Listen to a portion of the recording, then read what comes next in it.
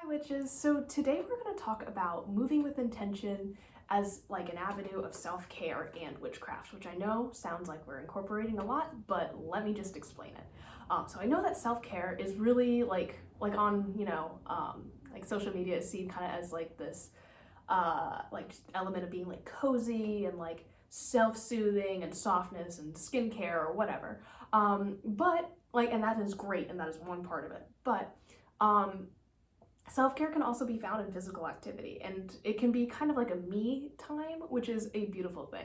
For me, when I used to go to the gym before everything was closed all the time, and I really was able to kind of get into that headspace where I could talk to my gods, and it was beautiful, like while I was actually exercising, and I was able to like dedicate a lot of my energy to them.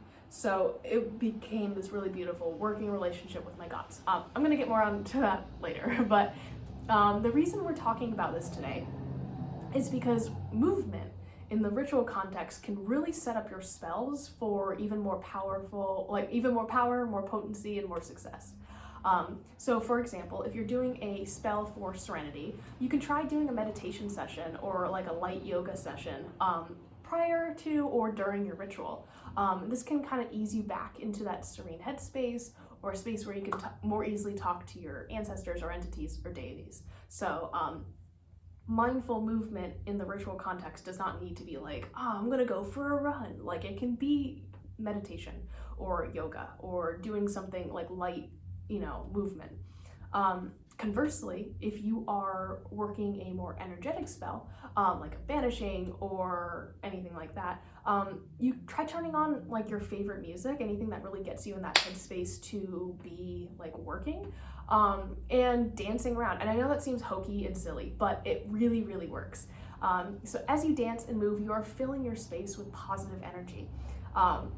That energy, like, it can become more and more vibrant the more you get into the music. In fact, in general, music really helps me do some amazing magic. So I recommend having something on, even if it's whatever music works within the ritual context. So definitely recommend. And then finally, like I was talking about before and I was kind of rambling, if you're working with a deity that is related to a certain sport or perhaps a war deity, practicing a physical sport can be a way to honor them. So as someone who worked with the Morgan for a really long time, I took up fencing in high school as a way to honor her. It was also super fun, so like, but I wanted to strengthen myself to honor her, so I dedicated my athletic practice to my deity. And I think that is like a really beautiful thing, and I really encourage you to try it. So I know that not everyone can do this. Like, movement is like definitely something that I can take for granted as an able-bodied person.